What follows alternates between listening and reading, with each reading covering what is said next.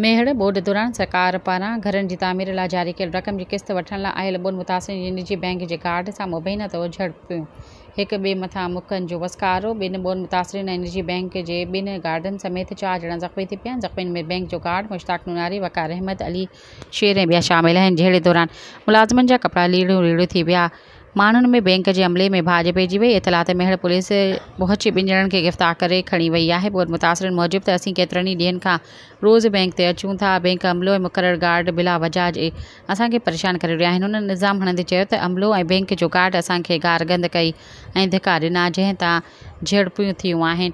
Bank अमले मूजिबि त घरनि जी आयल रक़म जी लिस्ट तहत ॿुनि मुतासिरनि खे पैसा ॾिना वेंदा आहिनि, पर पैसा वठण जी आड़ में कुझु एजेंट माफ़िया जवाबदारनि बैंक जे गार्ड अमले ते तशदुद कयो, जिन जा नाला अली शेर पुट नबी बख्श ऐं अल्ताफ़ हुसैन पुट अली शेर ॿिन्ही ॼणनि जी ज़ात मज़ारी ॻोठ अंबार तालुका मेहर जा रहवासी ॿुधाया पिया वञनि। जहिड़े त पुलिस केस दाख़िल करे वधीक जांच करे रही आहे।